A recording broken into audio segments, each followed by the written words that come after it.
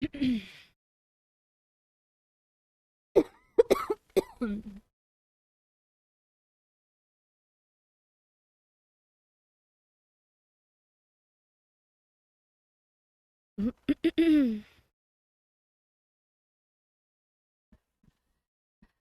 Evening, good evening, good evening.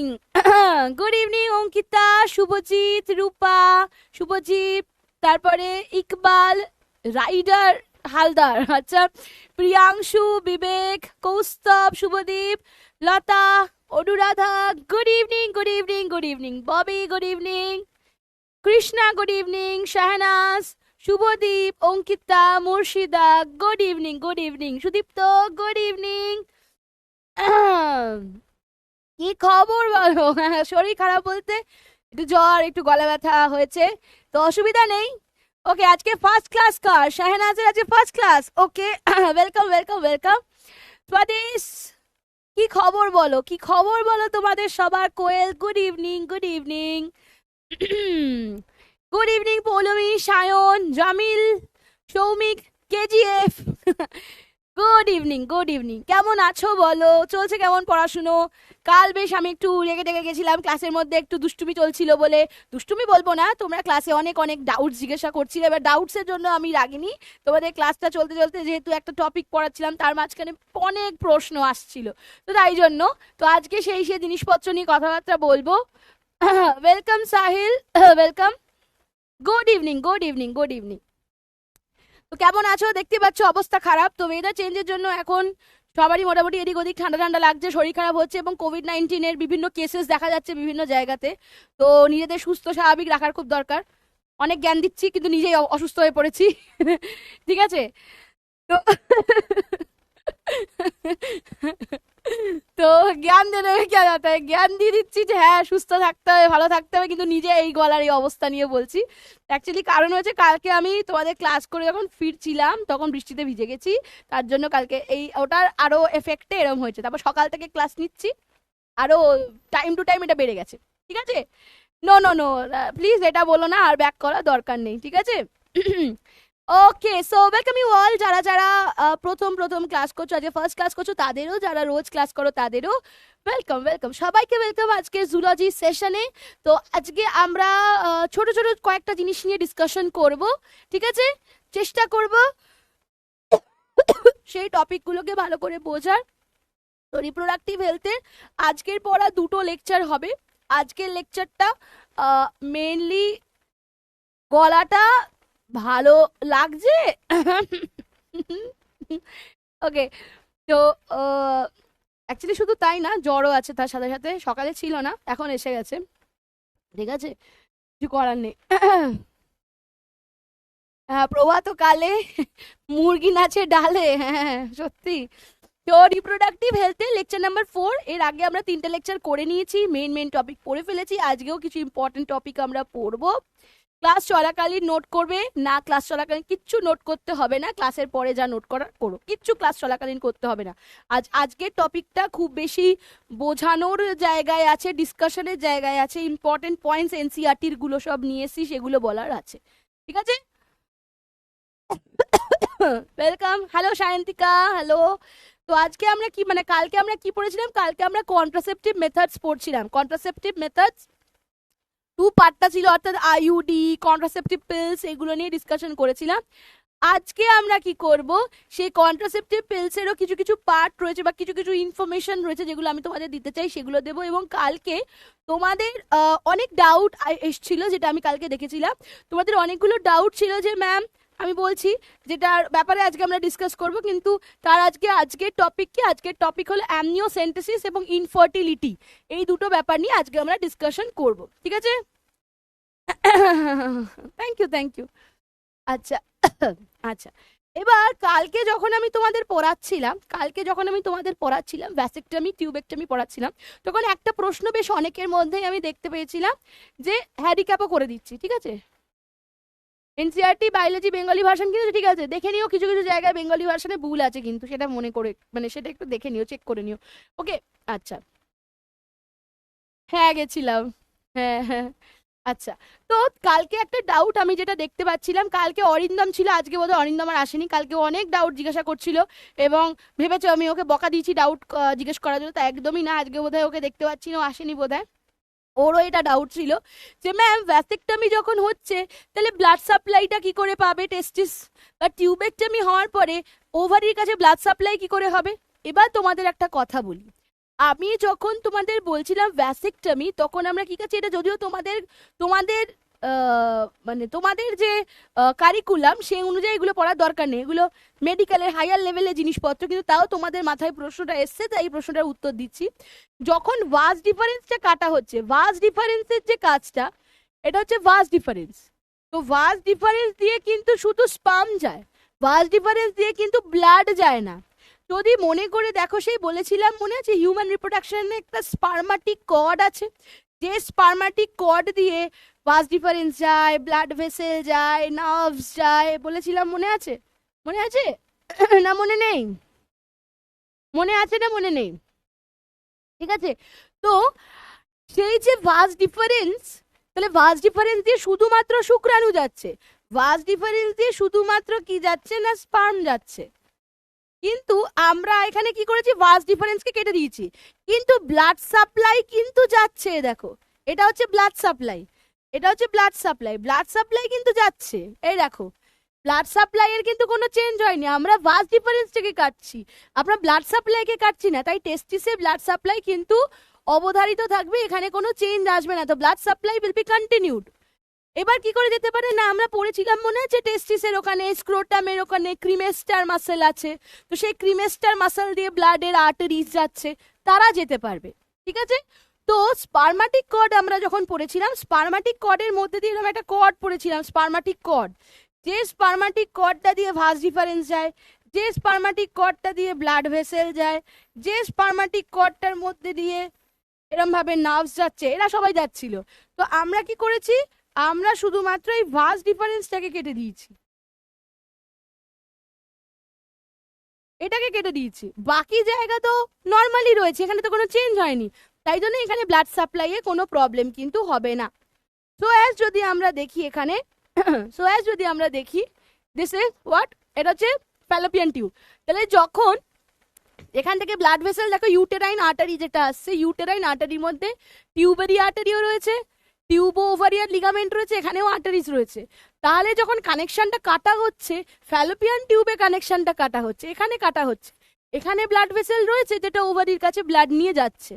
ঠিক আছে, তাহলে মেইন ব্যাপারটা হলো কি, এইখানটাতে কাটিংটা হচ্ছে ফ্যালোপিয়ান টিউবে, এখানে কোনো কাটিং হচ্ছে না। So there will be no problem in blood supply. Okay, এটা কালকে অনেকের ডাউট ছিল, তাই এটাকে আমি ক্লিয়ার করে দিলাম। ঠিক আছে, বোঝা গেছে? একই না বলো?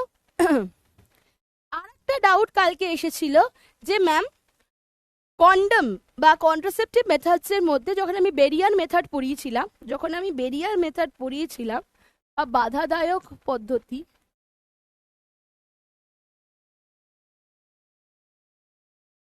বা বেরিয়ার মেথড, এটা পড়ছিলাম, তো এর মধ্যে একটা পয়েন্ট ছিল অ্যাবাউট কন্ডম। কন্ডম দু ধরনের হতে পারে, একটা হচ্ছে মেল আর একটা হচ্ছে ফিমেল। তো মেল কন্ডম যেটা ছিল তার একটাই ওপেনিং হয়, কিন্তু ফিমেল কন্ডমে বলেছিল তার এরকম দুটো রিং স্ট্রাকচার থাকে, তার মধ্যে একটা রিং ক্লোজ থাকে আর একটা রিং ওপেন থাকে। তাহলে যদি ডায়াগ্রামটা দেখো, কালকে এটাতে ডাউট এসছিল, ঠিক আছে, অরিন্দমই বোধহয় ডাউটটা করেছিল যে ma'am in case of male condom STD থেকে প্রিভেনশন পাওয়া যায়, কিন্তু ফিমেল কন্ডমে এসটিডি থেকে প্রিভেনশন পাওয়া যায় না। আমি জানি না ওর কেন এই থটটা এসছিল, বাট আমি বলে দিচ্ছি যে কন্ডম মানে সেটা এসটিডিতে প্রিভেন্ট করবে, এটার কাজ কি STD prevention along with contraception, STD প্রিভেনশনেও কাজ করে, তার সাথে সাথে কন্ট্রাসেপটিভ মেথডও, দুটো কাজই করে। এবার কিভাবে জিনিসটা করছে দেখো, in case of male condom তো কোনো প্রবলেম নেই, ফিমেল কন্ডমের ক্ষেত্রে একটা দিক দেখো, এটা কিন্তু ক্লোজড, এই জায়গাটা কিন্তু ক্লোজড আছে, এই এরিয়াটা কিন্তু ক্লোজড, এই এরিয়াটা আছে ওপেন। ঠিক আছে, এটা কোন এরিয়াটা, এটা হচ্ছে ভাজাইনার পুরো টিউবটা, ফলে এই যে টিউবটা এটা ভাজাইনা দিয়ে যাচ্ছে এবং এটা ভাজাইনাল ওপেনিং যে পার্টটা আছে সেখান থেকে কন্ডমটা যাচ্ছে, তাহলে একটা পার্ট ক্লোজ আছে একটা পার্ট ওপেন আছে। তাই জন্য এই গোটা যে ভাজাইনাল এরিয়াটা সেটা প্রোটেক্টেড, কারণ এখানে আলটিমেটলি ফ্লুইড ট্রান্সফার হবে না, এটা যাবে না, যাওয়ার জায়গা নেই, এখানেও জাম যাওয়ার জায়গা নেই, বডি ফ্লুইডের কন্ট্যাক্ট আসছে না, তাহলে নো ফ্লুইড কন্ট্যাক্ট, আমি বলতে পারি নো ফ্লুইড কন্ট্যাক্ট।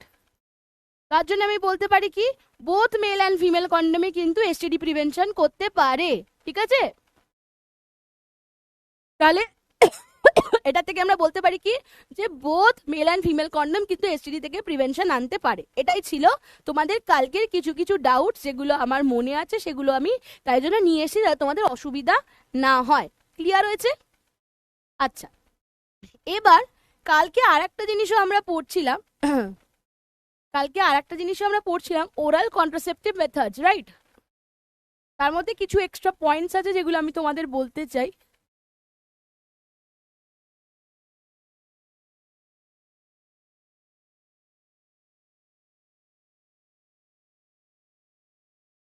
দু ধরনের ওরাল কন্ট্রাসেপটিভ মেথডস আমরা দেখছিলাম, তো একটা ছিল হচ্ছে স্টেরয়েডাল আর একটা ছিল হচ্ছে নন স্টেরয়েডাল।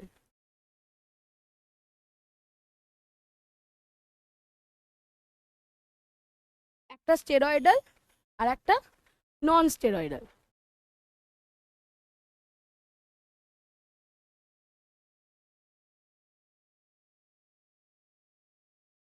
একটা স্টেরয়েডাল একটা নন স্টেরয়েডাল।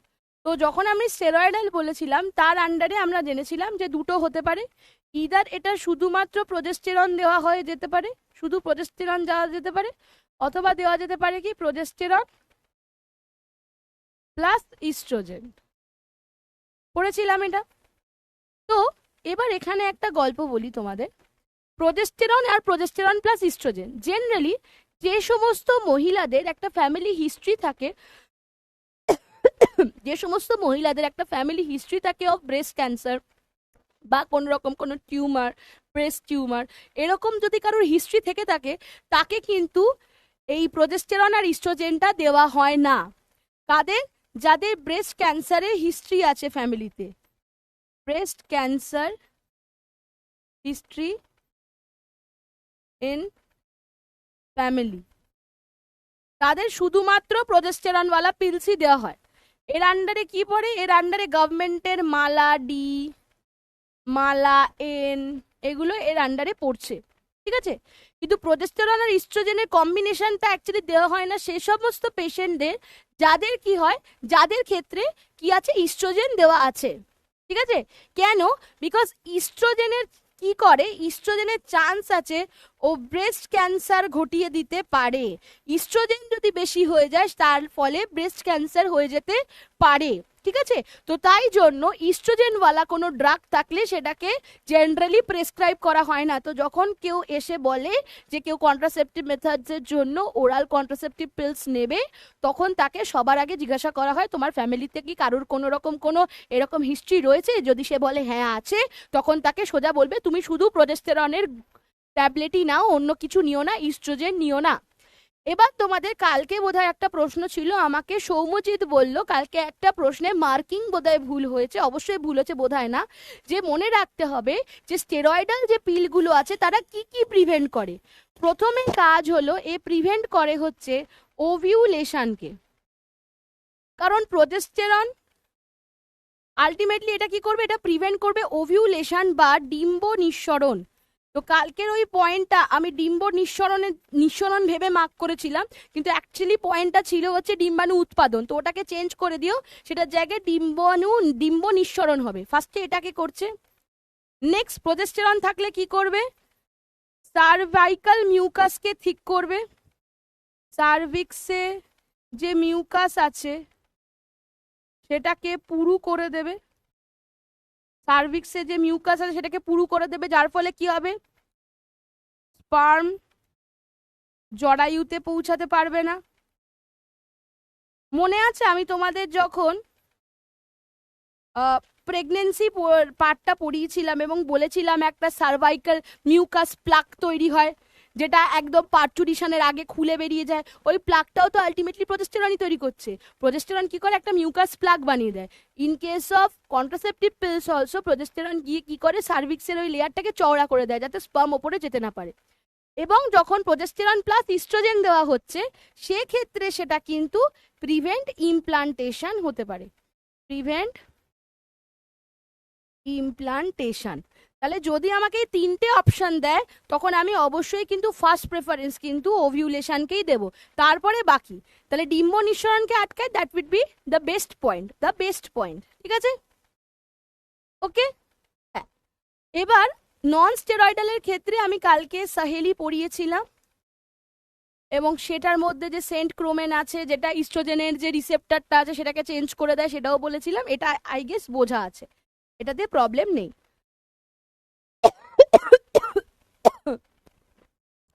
এবার আমি চলে আসবো অ্যামনিওসেন্টেসিসে। ঠিক আছে, তো আমি কিসে চলে আসবো, অ্যামনিওসেন্টেসিস।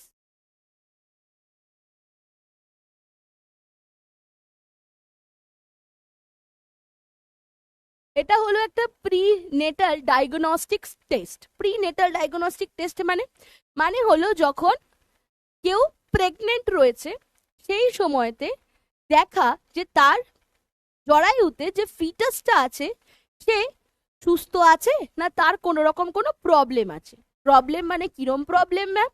প্রবলেম মানে তার কোনো ক্রোমোসোমাল রোগ আছে কিনা, তার কোনো রকম কোনো মেন্ডেলিয়ান বা জেনেটিক রোগ আছে কিনা, সেগুলো আমরা চেক করতে পারবো। ঠিক আছে, তাহলে অ্যামনিওসেন্টেসিস হলো একটা প্রি নেটাল ডায়াগনস্টিক টেস্ট।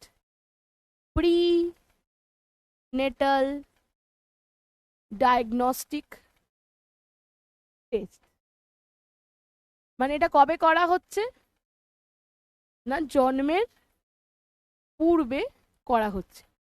কি মোটো এটার? To detect any chromosomal or genetic disorder, মানে ক্রোমোজোম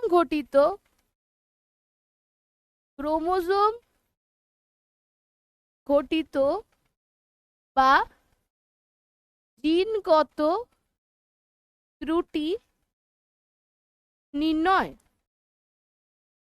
ওকে। হ্যাঁ বাবা, একটু জ্বর হয়েছে। এবার কি হবে দেখো ব্যাপারটা। ধরো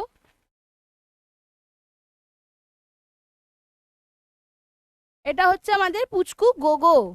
ঠিক আছে, এটা হচ্ছে গোগো, আম্বিলিক্যাল কর্ড দিয়ে আছে, এখানে হচ্ছে প্লাসেন্টা আছে গোগোর।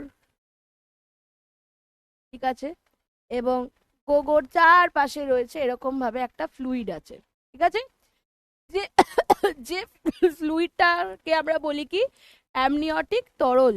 এই ফ্লুইডটাকে আমরা কি বলি, অ্যামনিওটিক তরল বলি তো। অ্যামনিওটিক ফ্লুইড বা তরল, এটা কি করে, এটা আমাদের এই যে পুচকু গোগো যে আছে তাকে যে কোনো ধরনের শক থেকে বাঁচায়। ঠিক আছে, এবার গোগো যখন এর মধ্যে আছে তখন কি হয়, এই গোগোর বডির কিছু সেল এরকম ভাবে বাইরে বেরিয়ে যায়, কারণ স্কিন থেকে কিছু কিছু সেল এরকম বাইরে বেরিয়ে, স্কিন কাস্টিং করে স্কিন থেকে কিছু কিছু সেল এরকম বাইরে বেরিয়ে এই অ্যামনিওটিক তরলের মধ্যে ঘোরাফেরা করে, অ্যামনিওটিক তরলের মধ্যে ঘোরাফেরা করে। হ্যাঁ বোঝাচ্ছি, সব বোঝাচ্ছি, সব বোঝাবো মায়াঙ্ক, কোনো চিন্তা নেই। ঠিক আছে, তো এখানে এরকম অনেক এরকম সেল ঘোরাফেরা করে। তো সায়েন্টিস্টরা ভাবলো একটু কাজে লাগানো যাক, এই জিনিসটাকে কাজে লাগানো যাক। তারা কি করলো, একটা এরকম ইনজেকশন নিল।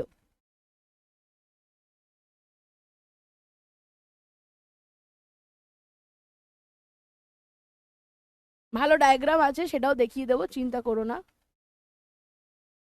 ঠিক আছে, নিয়ে এখান থেকে কিছুটা তরল ভরে নিল। ঠিক আছে, তাহলে ইনজেকশন দিয়ে কি করলে, এরকম তরল ভরে নিল। এখানে কোনো প্লাস্টিক নেই, যদি কোনো প্লাস্টিক থেকে থাকে দাঁড়াও দেখি যদি এটা প্লাস্টিক পাওয়া যায়। হ্যাঁ পেয়েছি, ধরো এরকম একটা প্লাস্টিক আছে। ঠিক আছে, সাপোজ এরকম একটা প্লাস্টিক আছে, এই প্লাস্টিকটার মধ্যে জল ভরে দিলাম, ঠিক আছে? তাহলে এটাকে কিরম লাগবে? এটা ধরো অ্যামনিওটিক তরলটা রয়েছে, তো সেই অ্যামনিওটিক তরল থেকে আমি একটা সিরিঞ্জ দিয়ে সেখানকার কিছুটা ফ্লুইড বার করে নিলাম। এবার তোমাদের মনে হতে পারে ম্যাম তাতে ফিটাসের কোনো প্রবলেম হবে না। না, প্রবলেম হবে না। এমন জায়গা থেকেই নেওয়া হবে। আগে ইউএসজি করা হবে, ইউএসজি করে দেখা হবে যে ফিটাসটা আছে কোথায়। দেখে এরকম যে জল ভর্তি ধরো প্লাস্টিকের ব্যাগটা আছে, এখান থেকে ধরো একটা ইঞ্জেকশন, সরু একটা সুচ ঢুকিয়ে সেখান থেকে এমনভাবেই করতে হবে যাতে পুচকিটার খোঁচা না লাগে, গোগর খোঁচা না লাগে, ঠিক আছে? তো এখান থেকে এরকম করে ফ্লুইডটা টেনে বার করতে হবে। সিরিঞ্জ দিয়ে টেনে বার করলো। এবার সিরিজ দিয়ে টেনে বার করার পরে যে আলটিমেটলি যে ফ্লুইডটা আছে, এই ফ্লুইডের মধ্যে তাহলে ওর কিছু সেলও চলে গেছে, এখানে ওর কিছু সেলও চলে গেছে, এরকম ভাবে সেলও চলে গেছে। তাহলে এই যে সেলগুলো চলে গেছে, সেই সেলগুলোর কি করা হবে? ক্যারিও টাইপিং করা হবে। কি বললাম তাহলে এখানে? তাহলে অ্যামনিওটিক ফ্লুইড এটা কি করা হলো? কালেক্ট করা হলো। কখন কালেক্ট করা হবে? না 14th থেকে 16th উইকে, তার আগে না কিন্তু, নাহলে বোঝা যাবে না। 14 থেকে 16 উইকে অ্যামনিওটিক ফ্লুইডটাকে কালেক্ট করা হলো, নিয়ে এখানে যে ফিটাল সেলস গুলো রয়েছে, মানে পুচকিটার যে কোষগুলো আছে, সেগুলোর কি করা হবে? ক্যারিও টাইপিং করা হবে। ক্যারিও টাইপিং মানে তার ক্রোমোজোমাল স্টাডি করা হবে। কি করা হবে? ক্রোমোজোমে স্টাডি করা হবে। এবার ক্রোমোজোমে স্টাডি করে দুটো জিনিস দেখা যেতে পারে। মেন মোটিভ কি ছিল? যে ক্রোমোজোমাল যে বা জেনেটিক ডিসঅর্ডার দেখা। কিন্তু ছোটবেলা থেকে আমাদের একটা সেই রচনা লিখতে হয় না, বিজ্ঞান আশীর্বাদ না অভিশাপ। তো আমরা, আমাদের হাতে একটা অস্ত্র দেওয়া হলো, এবার সেই অস্ত্রটাকে আমরা ভালো কাজে লাগাবো না খারাপ কাজে লাগাবো সেটা মানুষের মনোবৃত্তির ওপরে ডিপেন্ডেন্ট, তাই না? মানুষের মনোবৃত্তির ওপর ডিপেন্ডেন্ট। না ফ্লুইড বেরিয়ে যাবে না, একটা সরু সিরিঞ্জ দিয়ে করা হচ্ছে, ফ্লুইড বেরোবে না, কিচ্ছু হবে না, ঠিক আছে? তো ব্যাপারটা কি হচ্ছে যে জাস্ট ফ্লুইডটা জাস্ট বার করে নেওয়া হচ্ছে। ক্যারিও টাইপিং বা ক্রোমোজোমে স্টাডি করা হবে। তো ক্রোমোজোমে স্টাডি থেকে আমরা বুঝতে পারবো যে তার বিভিন্ন রোগ আছে কিনা। কেমন রোগ? যেমন তার ক্লাইনফেল্টার সিন্ড্রোম আছে কিনা, তার ডাউন সিন্ড্রোম আছে কিনা, তার টার্নার সিন্ড্রোম আছে কিনা, তার টে শ্যাক্স ডিজিজ আছে কিনা, এছাড়া আর কি রকমের রোগ, তার হিমোফিলিয়া আছে কিনা, তার সিকল সেল অ্যানিমিয়া আছে কিনা, তার থ্যালাসেমিয়া আছে, এরকম ধরনের রোগ আমরা দেখে নিতে পারবো। এটা ছিল এর মেন মোটিভ, ঠিক আছে? ক্যারিও টাইপিং করে মেন মোটিভ কি ছিল?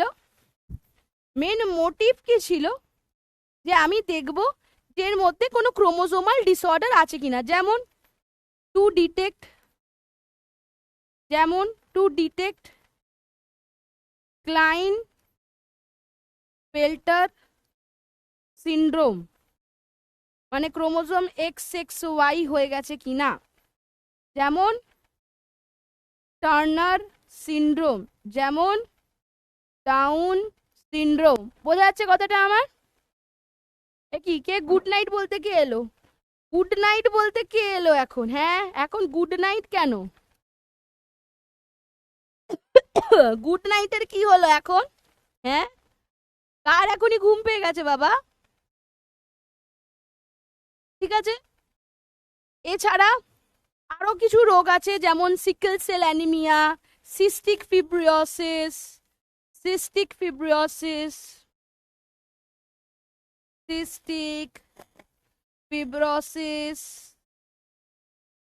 সিকল সেল অ্যানিমিয়া এক্সেট্রা, এই সমস্ত রোগ দেখা।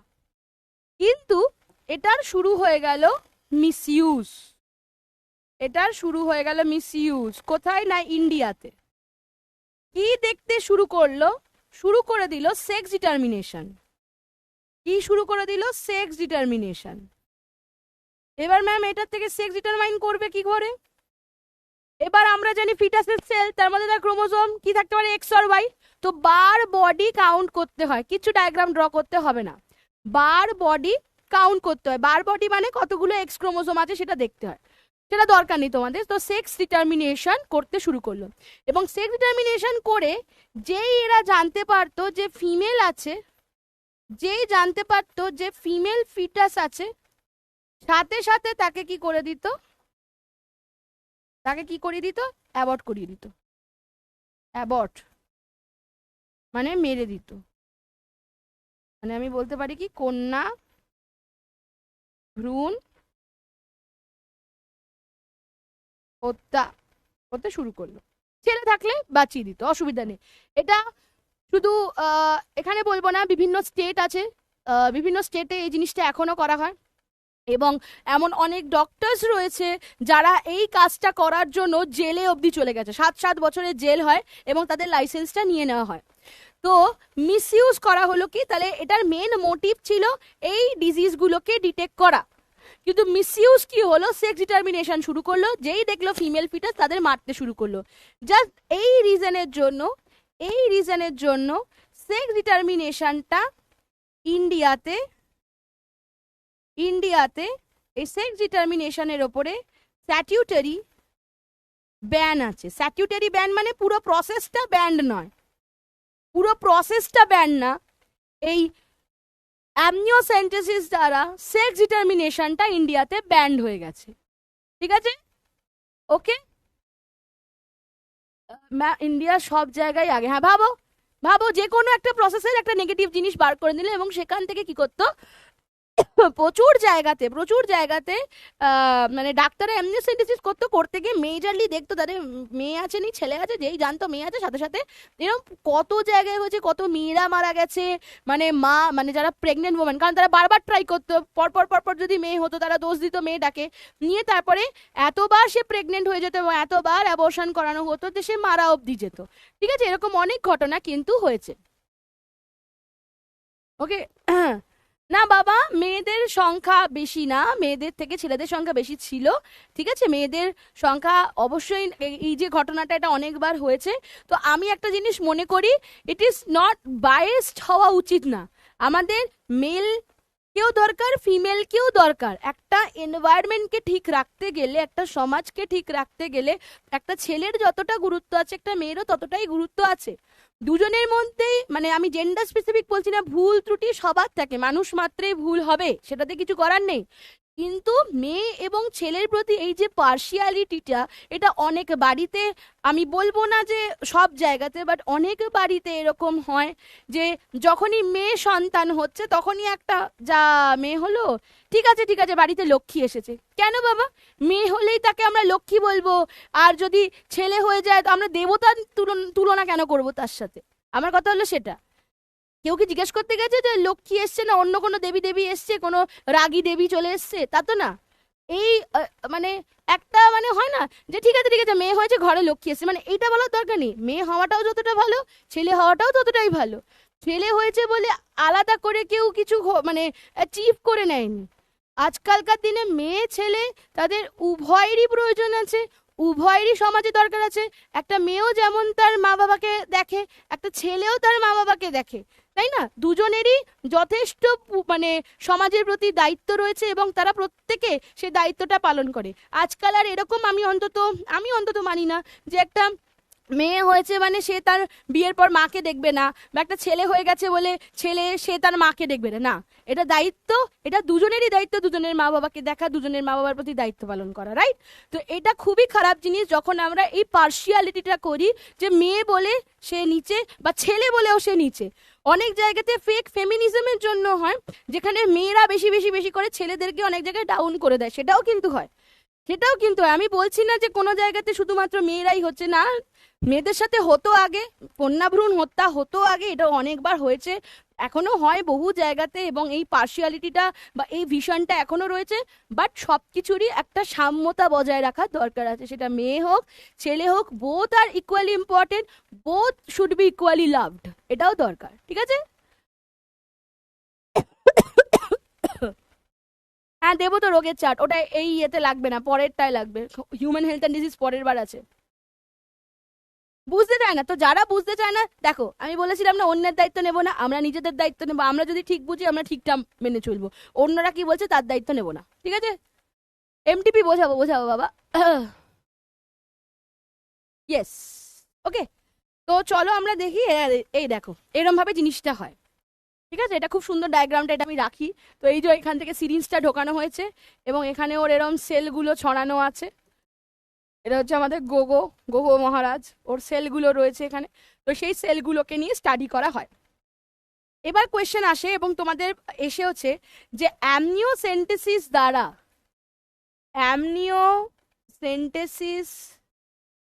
দ্বারা কোন রোগ নির্ণয় করা যায় না? এটা একটা প্রশ্ন আসতে পারে, কোন রোগগুলো নির্ণয় করা যায় না। তো আনসার কি হবে? তো প্রথমত হয়ে যাবে জন্ডিস। জন্ডিস কেউ বুঝতে পারবে না। হার্ট প্রবলেমস, হার্টে যদি কোনো প্রবলেম থাকে সেটা ধরতে পারবে না। ঠিক আছে, এগুলো কিন্তু অ্যামনিওসেন্টেসিস দ্বারা ধরা যাবে না। ওকে, ঠিক আছে। এর সাথে সাথে যদি কারুর কোনো স্ট্রাকচারাল অ্যাবনর্মালিটি থাকে, স্ট্রাকচারাল অ্যাবনর্মালিটি যেমন যেমন যেমন এটাকে বলা হয় ক্লেফট প্যালেট। এটা একবার নিটে এসছিল,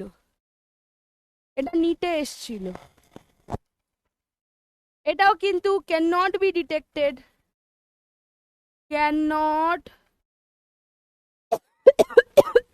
বি ডিটেক্টেড বাই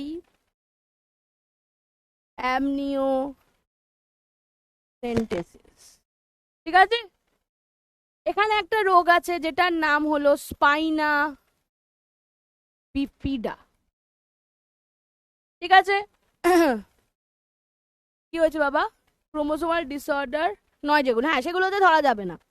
ঠিক আছে, নিউরাল টিউব ডিফেক্ট যদি হয় এটা দেখা যাবে, ক্যান বি ডিটেক্টেড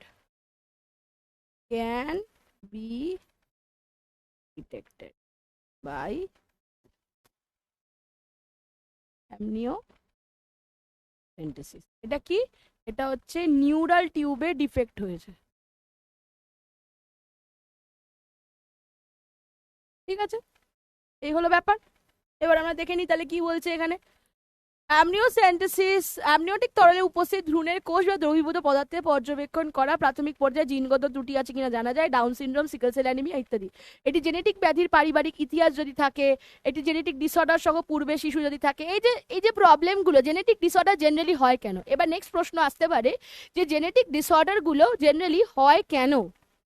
ঠিক আছে, জেনেটিক ডিসঅর্ডারগুলো জেনারেলি হয় কেন? কেন হয় না, জেনেটিক ডিসঅর্ডার হওয়ার অনেক কারণ আছে। প্রথমত ধরো প্রথম বেবি হয়েছে, তার জেনেটিক ডিসঅর্ডার ছিল, তাই পরের বেবিটারও হতে পারে।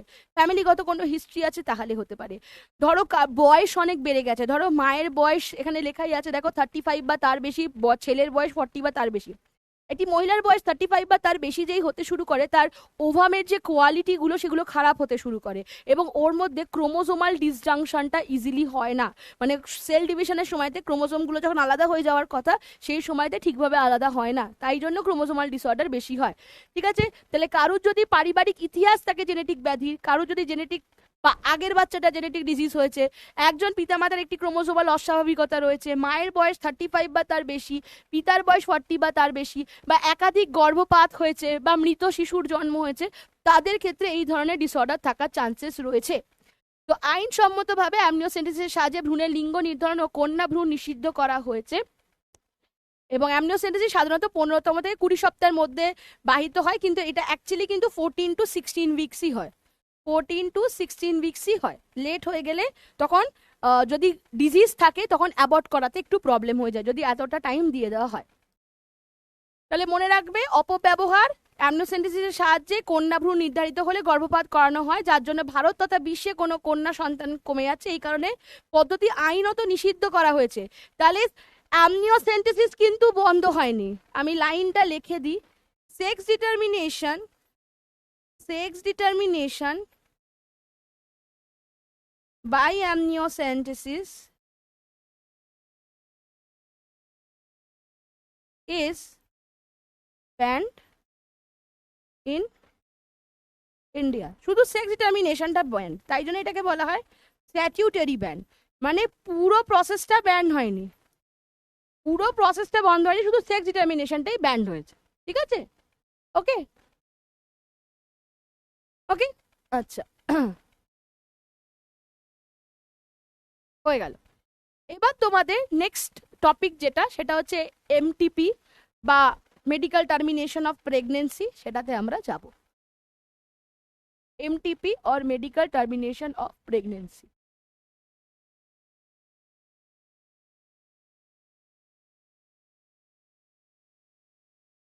Medical termination of pregnancy. তো এটার মানে হলো কেউ অ্যাবর্ট করছে, অ্যাবর্শন হচ্ছে বা গর্ভপাত হচ্ছে। গর্ভপাত মানে কি, যে ফুল টাইম মানে ফুল টার্ম গ্রোথের আগে ফিটাসকে জরায়ুর থেকে বার করে আনা হচ্ছে। ঠিক আছে? হ্যাঁ, শুধু ইন্ডিয়াতে ব্যান, বাকি দেশে কোনো প্রবলেম হয় না। বাকি দেশে উল্টে জেন্ডার রিভিলিং ফাংশন হয়। দেখবে যে যারা মানে যে কাপল প্রেগনেন্ট, সেই কাপলদের কি হয়, ওরা একটা জেন্ডার রিভিলিং প্রোগ্রাম করে, যেখানে একদিকে ব্লু কালারের বেলুন, একদিকে পিঙ্ক কালারের বেলুন লাগায়, কেক আনে, নিয়ে ওরা অ্যানাউন্স করে যে ওদের মেয়ে হবে কি ছেলে হবে। সেই পার্টিকুলার বেলুনটাকে করে মানে রিভিল করে, জেন্ডার রিভিল টেস্ট, মানে জেন্ডার রিভিল একটা সেলিব্রেশন হয়, একটা প্রোগ্রাম হয়। বাইরের দেশে এসব নিয়ে চাপ নেই, ইন্ডিয়াতে যত গোড়ামি রয়েছে, বাইরের দেশে এসব কিছু নেই। ঠিক আছে? ওকে, হ্যাঁ। তো এমটিপি বা অ্যাবর্শন যেটা, সেটা কি হতে পারে, সেটা দু রকমের হতে পারে। এটা কিন্তু it is not a contraceptive method. এটা আগে জেনে নাও, এটা কিন্তু কোনো কন্ট্রাসেপটিভ মেথডের মধ্যে না। এটা প্রপার সে প্রেগনেন্ট হয়ে গেছে, তারপরে অ্যাবর্শন হচ্ছে। কি বলছো বলো? প্রপার এরা এই জিনিসটাকে করে। ঠিক আছে? এবার অ্যাবর্শন কি হতে পারে, এটা নর্মালি হতে পারে, এটা নর্মাল হতে পারে। নর্মাল যখন হয় তখন সেটাকে আমরা মিসক্যারেজ বলি, মিসক্যারেজ বলি। অথবা এটা হতে পারে ইনডিউসড অর আর্টিফিশিয়াল, যেখানে কি হচ্ছে, যে পুরোপুরি যে গ্রোথটা হওয়ার আগে, মানে before the completion of the full term development of the foetus, it is just removed from the body. ঠিক আছে? অর্থাৎ ভ্রূণের সম্পূর্ণ বিকাশের পূর্বেই দেহ থেকে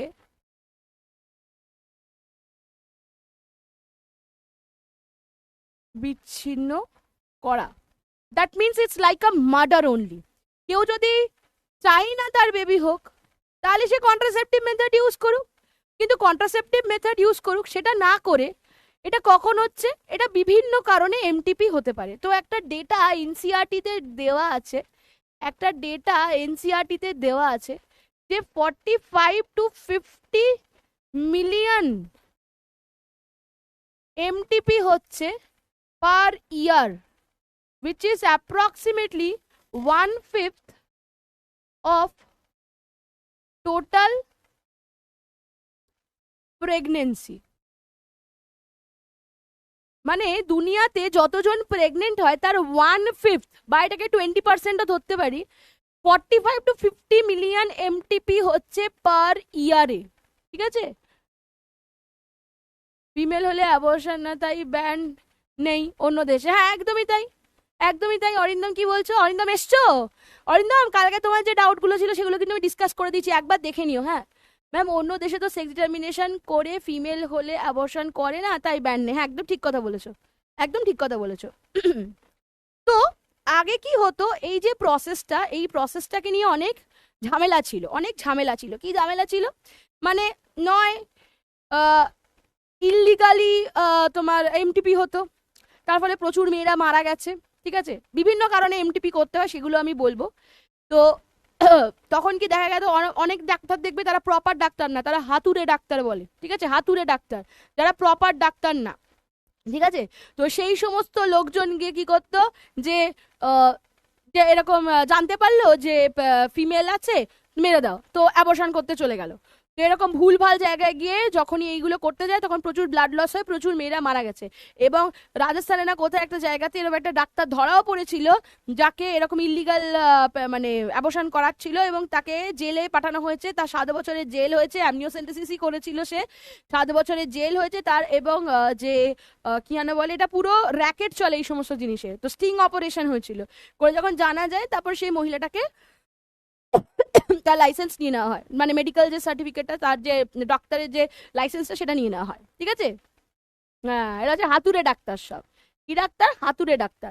এমটিপি মানে হলো মেডিকেল টার্মিনেশন অফ প্রেগনেন্সি, ঠিক আছে।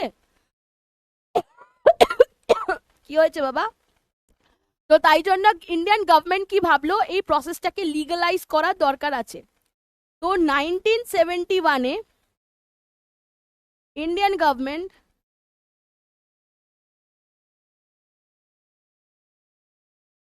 লিগালাইজ এমটিপি, লিগালাইজ মানে এটাকে আইনসম্মত করে দিল, যে ঠিক আছে, কিন্তু কন্ডিশনস অ্যাপ্লাই।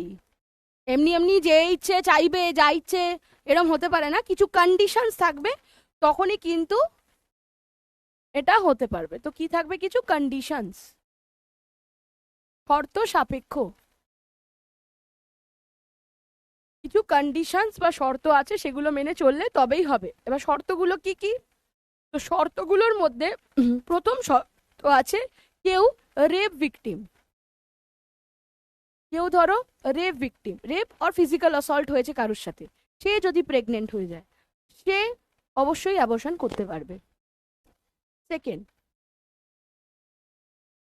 কন্ট্রাসেপটিভ ফেলিয়ার হয়েছে, মানে গর্ভ নিরোধকের অসফলতা, সেক্ষেত্রে। থার্ড, কনজেনিটাল ডিজিজ, মানে ভ্রূণের কিছু সহজাত রোগ আছে, সেটা জানতে পারা গেছে। অথবা হতে পারে continuation of pregnancy can be fatal for mother or foetus, অর্থাৎ গর্ভাবস্থা কন্টিনিউ করলে, কন্টিনিউ এর বাংলা কি বলতো? গর্ভাবস্থা যদি, এই কন্টিনিউ এর বাংলা কি? আমি কন্টিনিউ এর বাংলা ভুলে গেছি। হ্যাঁ, মেডিকেল টার্মিনেশনটাকে, সেটা এটাকে আমরা হ্যাঁ ভলেন্টারির আন্ডারেই রাখতে পারি, ঠিক আছে, মেডিকেল টার্মিনেট করছে না সেক্ষেত্রে। তো গর্ভাবস্থা যদি, এই কন্টিনিউ মানে কি আমাকে বলো, বাংলার বলো, কন্টিনিউ এর বলো বলো, আমি বাংলা ভুলে গেছি। তো এটা মনে রাখো, কন্টিনিউয়েশন মানে গর্ভাবস্থা যদি মানে ধারাবাহিক হয় না, ধারাবাহিক বলাটা তো ভুল হবে তাই না, চালিয়ে যাওয়া, আচ্ছা ঠিক আছে। পুনরাবৃত্তি মানে হচ্ছে সেটাকে রিক্যাপ করা, চলতে থাকা, ঠিক আছে। তাহলে আমি সাধারণ ভাষাতে লিখি, চলতে থাকে, গর্ভাবস্থা যদি চলতে থাকে, ফলে তা মা অথবা ভ্রূণের পক্ষে ক্ষতিকারক বা প্রাণঘাতী, এটা হতে পারে। নেক্সট, মায়ের হয়তো সেই মেন্টাল কন্ডিশনই নেই যে সে প্রেগনেন্সি, ধরো মায়ের কোনো মেন্টাল ডিসঅর্ডার রয়েছে, মেন্টাল কন্ডিশনই নেই যে সে বেবিটাকে তার দেখভাল করতে পারবে, ঠিক আছে। ও হয়ে গেছে, নিরবচ্ছিন্ন, আচ্ছা ঠিক আছে, ঠিক আছে। তো mother is mentally not stable, এটাও একটা কারণ হতে পারে। Mother is mentally not stable, বলতে পারি মানসিক ভারসাম্যহীন, বলতে পারি আমরা মানসিক ভারসাম্যহীন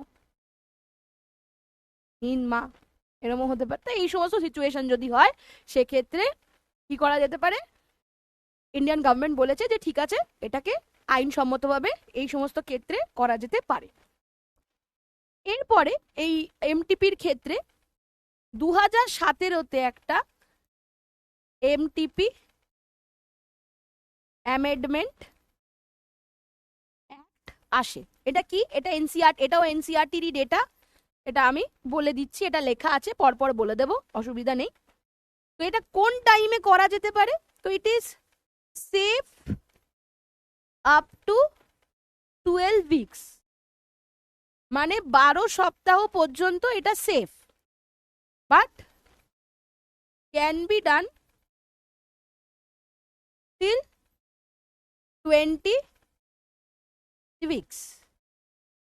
তাহলে সেফ হয়ে যাচ্ছে 12 উইক অবধি, কিন্তু 20 উইক অবধিও করা যেতে পারে মোটামুটি।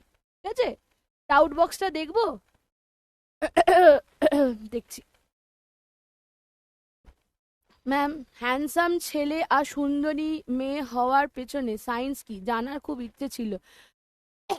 না আমি হ্যান্ডসাম ছেলে, না আমি সুন্দরী মেয়ে, তো আমার পক্ষে এটা বলাটা পসিবলই না।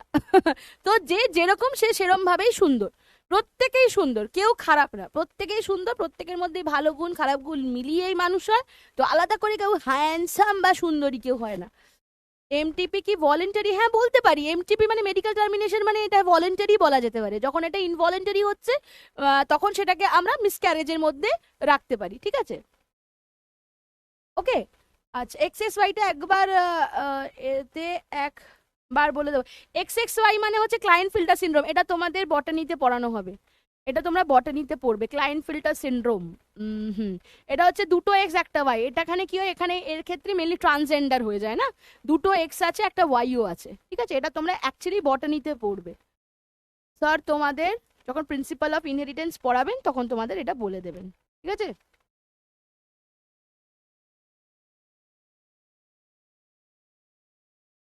কি বলতো, কোনটার কথা বলছো আমি বুঝতে পারছি না গো।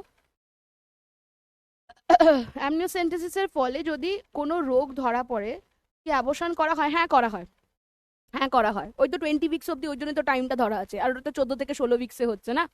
ঠিক আছে, মলিকুলার বেসিস অফ ইনহেরিটেন্স না, প্রিন্সিপাল অফ ইনহেরিটেন্সেরই লাস্টে আছে, এনসিআরটি ওয়াই যদি যাওয়া যায়। মলিকুলার বেসিস অফ ইনহেরিটেন্সে কোনো রোগের কথা পাবে না, ওখানে জেনারেল মিউটেশনের কথা আছে। প্রিন্সিপাল অফ ইনহেরিটেন্সের একদম লাস্টে মেন্ডেলিয়ান ডিসঅর্ডার, আর তার সাথে সাথে তোমাদের ক্রোমোজোমাল ডিসঅর্ডার, ফার্স্টে অ্যানুপ্লয়েডি সেগুলো রয়েছে, তারপরে তোমাদের client filter syndrome, down syndrome, Turner syndrome, এগুলো রয়েছে, ওটা একদম লাস্টে আছে। ঠিক আছে, প্রিন্সিপাল অফ ইনহেরিটেন্সেই আছে।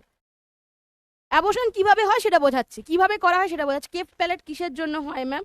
এখানে ওই এখানে কি হচ্ছে, এই জায়গাটা এরকম উঁচু হয়ে যায় এখানটা। ঠিক আছে, ট্রান্সজেন্ডার কি এক্স ওয়াই এর জন্য হয়। ক্যারিওটাইপিং মধ্যে ডিফারেন্স কি? ক্যারিওটাইপিং মানে ক্রোমোজোমাল স্টাডি। ক্যারিওটাইপিংটার কথাটার মানে হলো ক্রোমোজোম স্টাডি। অ্যামনিওসেন্টেসিসে ক্যারিওটাইপিং করা হয় মানে ক্রোমোজোম স্টাডি। ক্যারিওটাইপিং মানে হলো ক্রোমোজোম স্টাডি করা। ওকে, এই ডিজিজগুলো সব পেয়ে যাবে ওখানে। মালা ডিটা বুঝলাম না, মালা এনটা আর একবার বলুন না। এগুলো সব পিলস, এটা বোঝার কি আছে, এগুলো হচ্ছে পিল। মালা ডি, মালা এন, এটা হলো সব স্টেরয়েডাল পিল। কোথায়? মালা ডি, মালা এন, এগুলো হচ্ছে steroidal oral contraceptive pills. Example বাবা। হ্যাঁ, থ্যাংক ইউ, থ্যাংক ইউ কোস্তাব। হয়েছে, ওকে। এবার আমি চলে আসি, এই যে এখানে এনসিআরটি লাইনগুলো রয়েছে এখানে, যে অ্যামেন্ডমেন্ট অ্যাক্ট যেটা আছে সেটা আমি বলে দিই। অ্যামেন্ডমেন্ট অ্যাক্ট কি বলেছিল, কিছুই না, ব্যাপারটা হচ্ছে কি, কেউ যদি অ্যামেন্ডমেন্ট অ্যাক্ট অনুযায়ী বলে কেউ যদি 12 সপ্তাহের মধ্যে কেউ যদি মেডিকেল টার্মিনেশন অফ প্রেগনেন্সি করতে চায়, তখন তার একটা ডাক্তারের, একটা প্রপার রেজিস্টার্ড ডক্টর, মানে মেডিকেল প্র্যাকটিশনার, একজন রেজিস্টার্ড ডক্টরের পরামর্শতেই 12 উইকের মধ্যে যদি কেউ টার্মিনেশন করতে চায় প্রেগনেন্সি করতে পারে। ঠিক আছে, ओके। हम क्यों माइंड मैप दे, तुम लोग क्यों नहीं बनाओगे, सब काम मैं ही करूँ, তোমরা কিচ্ছু করবে না, कुछ तो खुद को करना पड़ेगा, सब मैम दे देगी तो तुम लोग क्या करोगे हैं। ম্যাম একবার আমার নাম নেবেন প্লিজ ম্যাম, আর বলবেন কেমন পড়া করছি, বাড়িতে কেউ বিশ্বাস করছে না। সেটা তো রেজাল্ট দেখলে বোঝা যাবে, পরীক্ষা দিচ্ছ তোমরা নিশ্চয়ই, পরীক্ষায় মার্কস কেমন আসছে আমাকে বলো, তোমাদের যেই যে এভরি উইকে যে এক্সাম হচ্ছে সেটাতে মার্কস কেমন আসছে বলো। এমনি পড়া হচ্ছে, প্রশ্ন অনেক রয়েছে মাথাতে, কিন্তু পড়াটা মাথায় রাখতে হবে, তাই না? সেটা পড়াটা হচ্ছে সেটা পরীক্ষা দিলেই বোঝা যাবে, তাই না? আচ্ছা, তো কথাটা হচ্ছে কি, যদি 12 সপ্তাহের মধ্যে কেউ যদি প্রেগনেন্সি টার্মিনেট করতে চায় তখন তার একজন ডাক্তারের পরামর্শ নিলেই হবে। কিন্তু কেউ যদি তার বেশি হয়ে যায়, মোটামুটি ধরো এখানে 12 সপ্তাহের একটা টাইম পিরিয়ড দিয়েছে, দেখো, বাট যদি 24 সপ্তাহের হয়ে যাচ্ছে, ফিউয়ার দেন 24 উইক, মানে আরো ডাবল, মানে 6 মাস প্রায় হয়ে গেছে, ভাবো 6 মাস, সেই সময়তে ধরো জানতে পারলো কোনো রকম কোনো প্রবলেম আছে, সেই সময়তেও কিন্তু কি করা যেতে পারে না, মেডিকেল টার্মিনেশন অফ প্রেগনেন্সি করা যেতে পারে। কিন্তু সেক্ষেত্রে দুজন ডাক্তারের কিন্তু মানে তাদের দুজনের কাছ থেকে গ্রিন সিগন্যাল লাগবে, মানে দুজনের পরামর্শ নিতে হবে, না হলে কিন্তু হবে না। ঠিক আছে, দুজন ডাক্তারকে লাগবে, না হলে কিন্তু হবে না। তাহলে কি বলছে দেখো, এই কথাটা পুরোটাই এনসিআরটির একটা ডেটা, এটা আমি বলে দিই, এটা তোমরা এমনি বইতে পাবে না। So this was enacted by the government of India with the intention of reducing the incidence of illegal abortion and consequent maternal mortality and morbidity। এই যে ইলিগাল হাতুড়ে ডাক্তারগুলো আসতো আর সব বলতো গিয়ে অবসান করিয়ে দাও, অবসান করিয়ে দিত, সেই ক্ষেত্রে according to this act a pregnancy may be terminated on certain considered grounds within the first 12 weeks of pregnancy on the option of the registered medical practitioner, একজনের কথাতে। If the pregnancy has lasted more than 12 weeks but fewer than 24 weeks, মানে 12 উইক্সের থেকে বেশি হয়ে গেছে, 12 উইক্সের থেকে বেশি হয়ে গেছে কিন্তু 24 উইক্সের থেকে কিন্তু কম আছে, সেই রকম জায়গায় যদি যায় তাহলে 2 registered medical practitioners must be taken for their opinion formed in good faith that the required ground exists, মানে প্রপার গ্রাউন্ড থাকতে হবে, তবেই কিন্তু অ্যাবর্শন হবে, না হলে হবে না।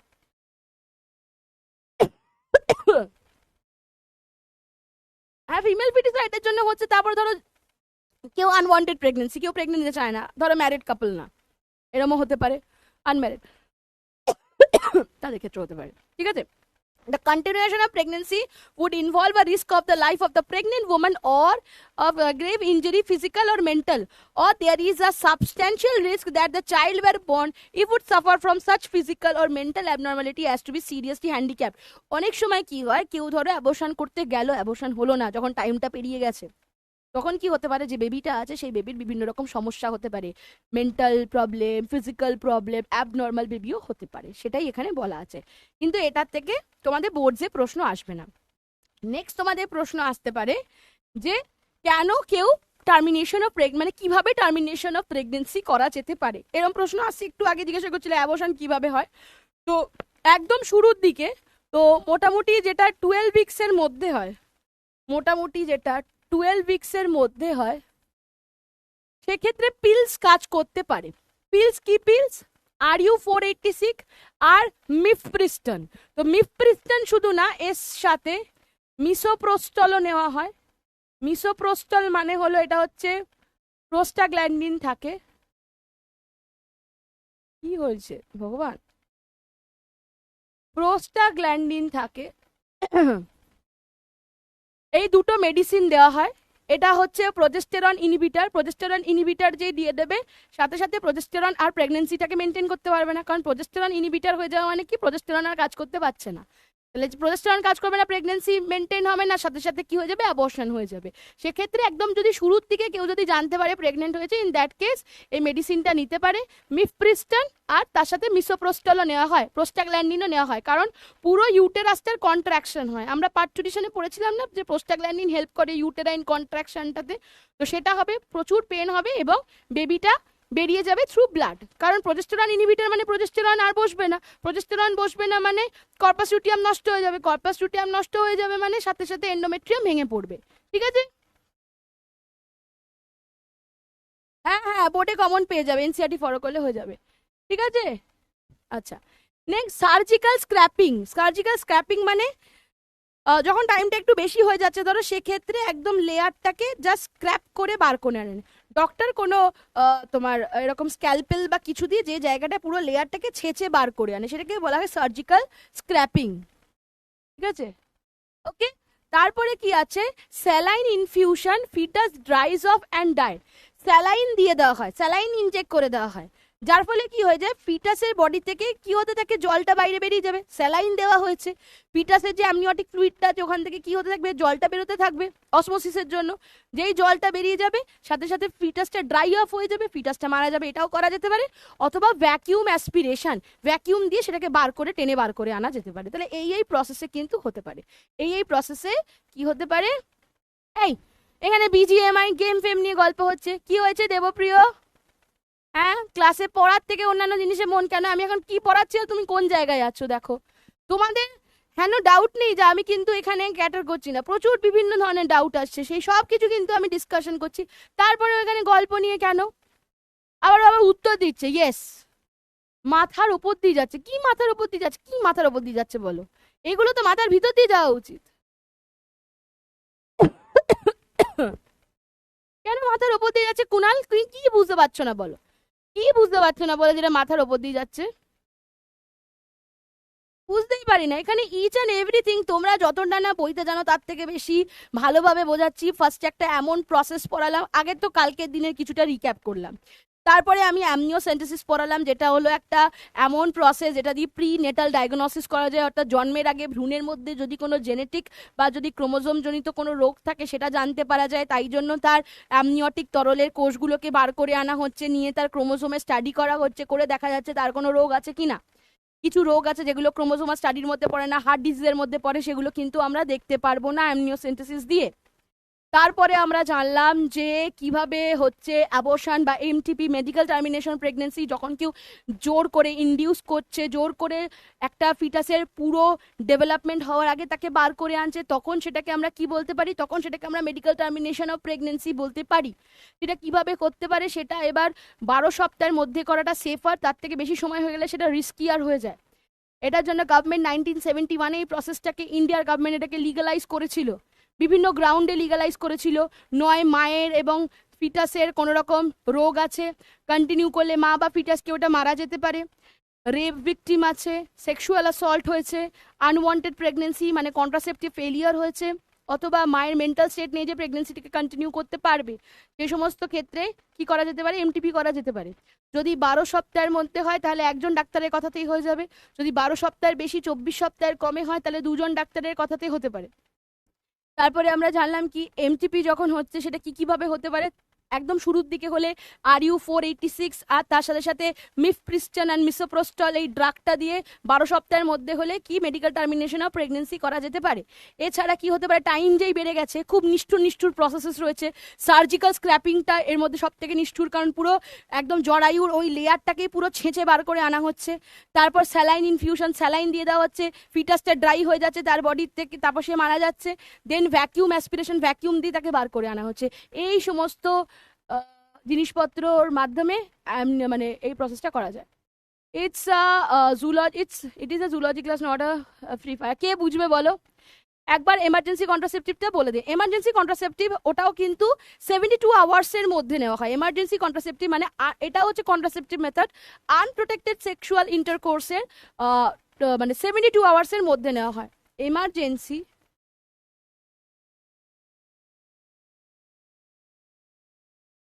কন্ট্রাসেপটিভ পিলস, এটা কখন ইউজ করা হচ্ছে? অসুরক্ষিত যৌন মিলনের 72 ঘন্টার মধ্যে, কারণ স্পার্ম 72 আওয়ার্স অব্দি সার্ভাইভ করতে পারে, তাই জন্য 72 ঘন্টার মধ্যে কি করা হয়, এই পিল গ্রহণ করা হয়। ঠিক আছে, যেটা মোটামুটি 72 আওয়ার্সের মধ্যে, যেমন আই পিল আছে, আরও যেগুলো মোটামুটি থাকে, সেটা হচ্ছে এমার্জেন্সি কন্ট্রাসেপটিভ পিলসের মধ্যে আছে। কোইটা আছে 72 আওয়ারের মধ্যে নিতে হবে। না, দেবো না মাইন্ড ম্যাপ করে। তোমরা এত ক্লাসে তোমরা ফ্রি ফায়ারের মরং একটা মাইন্ড ম্যাপ করে নিও, ঠিক আছে? ওই বিজিএমআই আরও কি কি সব গেম খেলো, সেই গেমগুলোর বিভিন্ন যে সিনারিওগুলো থাকে সেগুলো এঁকে এঁকে একটা মাইন্ড ম্যাপ বানিয়ে দিও, আমি বলবোই না। ভালো স্টুডেন্ট, অমনি আমি ভালো স্টুডেন্ট হয়ে গেলাম না? না, তুমি ভালো স্টুডেন্ট, কিন্তু ক্লাসে বকবক করলে আমি শুনবো না।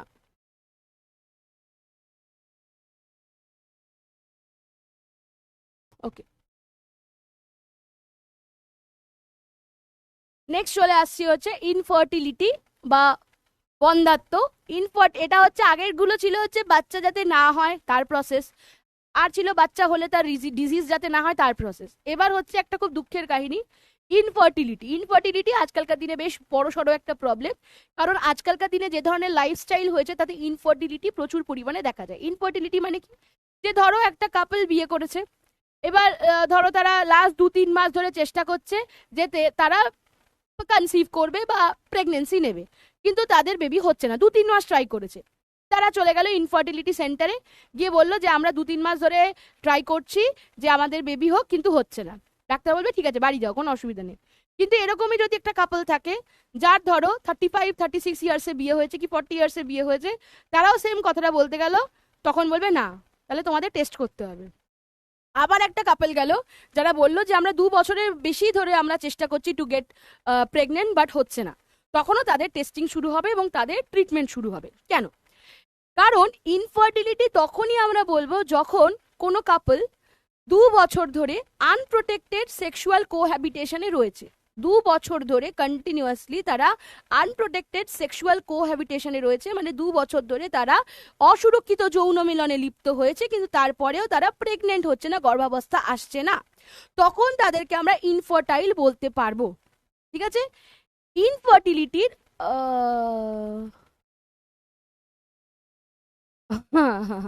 আচ্ছা, ইনফার্টিলিটির অনেক কারণ হতে পারে, অনেক কারণে ইনফার্টিলিটি আসতে পারে, ঠিক আছে? সেগুলো বলবো এক এক করে। তো বন্ধ্যাত্ব 2 ধরনের হতে পারে, একটা মুখ্য বন্ধ্যাত্ব, একটা গৌণ বন্ধ্যাত্ব। মুখ্য বন্ধ্যাত্ব কি, স্ত্রীলোক কোনোদিনই সন্তান ধারণ করতে পারছে না, আর গৌণ মানে কি, পূর্বে একবার প্রেগনেন্সি হয়েছিল, পরবর্তীকালে অসফলতা দেখা গেছে, ঠিক আছে? সেটাকে আমরা গৌণ বন্ধ্যাত্বের মধ্যে রাখতে পারি, ঠিক আছে? নেক্সট আমরা চলবো হচ্ছে বন্ধ্যাত্বের বিভিন্ন কারণ। তো বিভিন্ন কারণের মধ্যে রয়েছে, তো এটা আমি এনসিআরটি ওয়াইজ যেটা আমি বলি, infertility,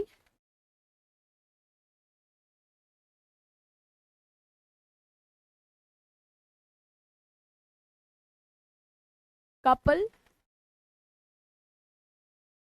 could not conceive after 2 years of unprotected sexual cohabitation। তার মানে এক দম্পতি 2 বছর ধরে অসুরক্ষিত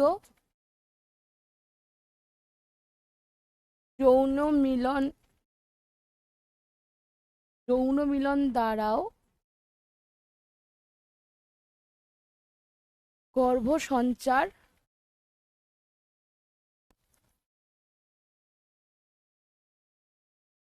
করতে পারছে না, ঠিক আছে? নেক্সট কি, এর রিজন। এবার জেনারেল রিজন অনেক রকমের হতে পারে, যেমন কোনো ফিজিক্যাল প্রবলেম আছে,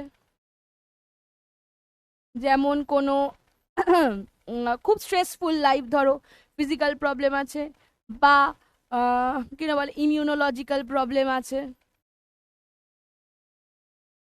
কেউ কোনো রকম কোনো ড্রাগসের মধ্যে আছে, অ্যান্টি ডিপ্রেসান্টস বা এরকম ড্রাগসের মধ্যে আছে, তারপরে হচ্ছে আর কি হতে পারে, মেন্টাল প্রবলেম আছে, কোনো মেন্টাল অর সাইকোলজিক্যাল প্রবলেম আছে, তাই জন্য হতে পারে, বিভিন্ন কারণে হতে পারে, বিভিন্ন কারণে তার প্রেগনেন্সি না আসতে পারে। ওকে, তারপরে তার হয়তো ধরো ক্রিপ্টোকর্কিটিজম রয়েছে, তো কনজেনিটাল কিছু প্রবলেম ধরো রয়েছে, কনজেনিটাল মানে সহজাত, ছোটবেলা থেকেই কোনো রকম কোনো প্রবলেম আছে, তো এই সমস্ত কারণের জন্য ইনফার্টিলিটি আসতে পারে। তো আমি চলে যাব পুরুষদের মধ্যে কি কি কারণে ইনফার্টিলিটি আসতে পারে। যেমন প্রথমেই চলে এসছে ক্রিপ্টরকিডিজম, তো প্রথমেই চলে এসছে কি ক্রিপ্টরকিডিজম। ক্রিপ্টরকিডিজম আমরা অলরেডি পড়েছি, শুক্রাণুর চলন ক্ষমতা নেই, যেটাকে বলা হয় অ্যাজুস্পার্মিয়া।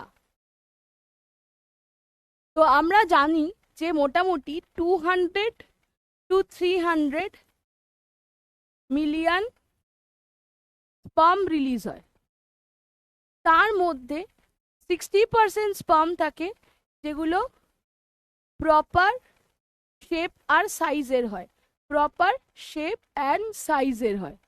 তার মধ্যে থেকে 40% আসে যার মধ্যে আমরা ভিগোরাস মোটিলিটি দেখতে পাই। ভিগোরাস মোটিলিটি মানে চলন ক্ষমতা দেখতে পাই, যে তারা ফিমেল রিপ্রোডাক্টিভ ট্র্যাক্ট অব্দি যাবে। কিন্তু যদি শুক্রাণু চলন ক্ষমতাই না থাকে তখন সেটাকে আমরা অ্যাজোস্পার্মিয়া বলে থাকি। কম শুক্রাণুর সংখ্যা যেটাকে বলা হয় অলিগোসুস্পার্মিয়া, অর্থাৎ অলিগোস্পার্মিয়া, অলিগো কথাটার মানে হলো ফিউ, তাহলে লো স্পার্ম কাউন্ট হয়ে গেছে, কম শুক্রাণুর সংখ্যা।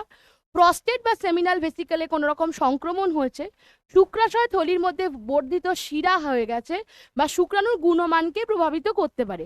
তাহলে অনেক রকমের প্রবলেম হতে পারে ছেলেদের মধ্যে, যার জন্য হতে পারে কি ইনফার্টিলিটি, যেমন অলিগোস্পার্মিয়া, অ্যাজোস্পার্মিয়া, অ্যাস্থেনোস্পার্মিয়া। অ্যাস্থেনোজুস্পার্মিয়া মানে sperm with low motility, low motility. ঠিক আছে, নেক্সট কি বলছে, টেরাটোজুস্পার্মিয়া মানে high amount of abnormal shaped sperm or orchitis, inflammation of the testicle. এটা ছেলেদের ক্ষেত্রে এই প্রবলেম হতে পারে। ইম্পোটেন্সি থাকতে পারে, ইম্পোটেন্সি মানে ইরেকটাইল ডিসফাংশন হতে পারে, অর্থাৎ শিশ্ন বা পেনিসের ইরেকশনে প্রবলেম আছে, সেটাও হতে পারে, সেটাও ইনফার্টিলিটির একটা কারণ হতে পারে। নেক্সট কি, মহিলাদের কি কি প্রবলেম হতে পারে, ডিম্ব নিঃসরণে ব্যাধি, ওভিউলেশন না হওয়া, জরায়ুতে কোনো টিউমার হয়েছে, ফ্যালোপিয়ান টিউবে কোনো ক্ষতি বা ব্লক হয়েছে, নিষেক বা রোপণের ত্রুটি, বা পূর্বে গর্ভপাত হয়েছে, সেটাও হতে পারে।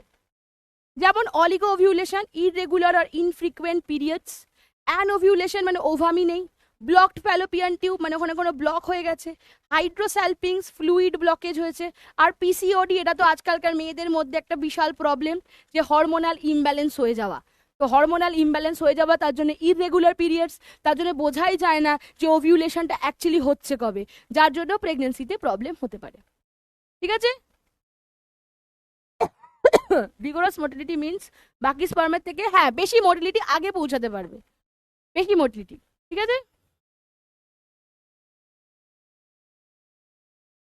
ঠিক আছে।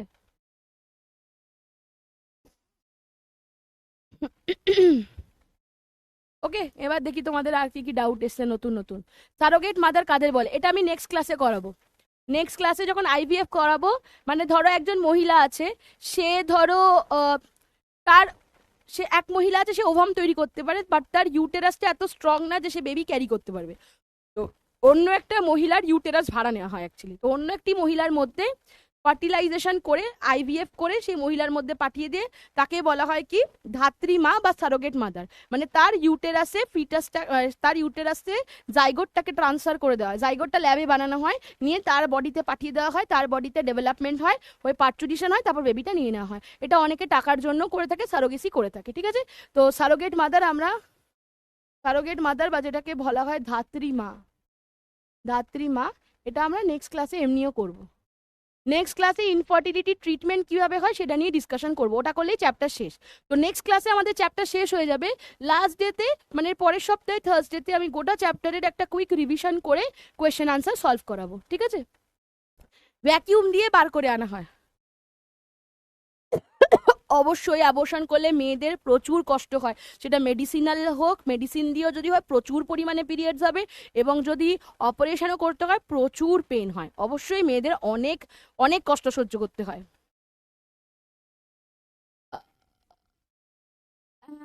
এগুলো এক ধরনের পিল, ঠিক আছে? সেকেন্ড পয়েন্ট, হ্যাঁ 24 সপ্তাহের পরে হয়ে গেলে তো প্রবলেম হবে।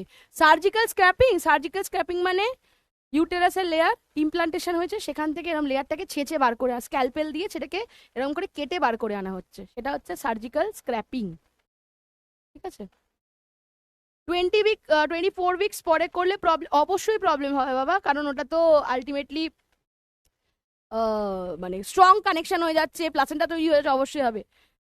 শরীর খারাপ থাকার সত্ত্বেও আপনি ক্লাস ক্যান্সেল না করে ক্লাস করাতে হ্যাঁ এটা আমার একটা কথা, যে আমি ক্লাস খুব একটা ক্যান্সেল করি না। হ্যাঁ আগে পিছিয়ে হয়তো হতে পারে, কিন্তু আমি জেনারেলি এখন অব্দি এইটুকু মোটামুটি ট্র্যাক রেকর্ড আছে যে আমি ক্লাস ক্যান্সেল করি না। আর যদি ক্যান্সেল করিও, নয় আমি রেকর্ডেড দিয়ে দিই, নয় আমি আগে ক্লাসটাকে করিয়ে দিই। তো আজ সকাল থেকে আমি সকাল 7টা 7:30টায় বেরিয়েছি বাড়ির থেকে, আমি ফিরবো বাড়িতে 11টার পরে। আমি সারাদিনই রয়েছি, সকালেও ক্লাস করেছি, তোমাদের আগেও ক্লাস করেছি, এখনো ক্লাস করেছি, তাই অভ্যেস হয়ে গেছে, অসুবিধা নেই। তোমরা আমার জন্য ওয়েট করছো, আমি তোমাদের বলবো যে না আমার শরীর খারাপ আমি এলাম না? তোমরা ওয়েট করছো, অনেকেই থাকবে যারা অ্যাকচুয়ালি হয়তো ক্লাস করতে ভালোবাসে, তারা জুলজি ক্লাস করতে ভালোবাসে, আর আমাকেও একটু একটু পছন্দ করে, এরকম অনেকেই হয়তো থাকবে যাদের ভালো লাগে আমার ক্লাস। তারা নিশ্চয়ই একজন হলেও তো আমার জন্য অপেক্ষা করবে, তো আমি তার জন্যই আসবো। সে একজন যদি অপেক্ষা করে তার জন্য আসবো, তো সেটা সেটা আমার নেচার, এটা হলো ব্যাপার। ওকে, চলো আর কিছু প্রশ্ন?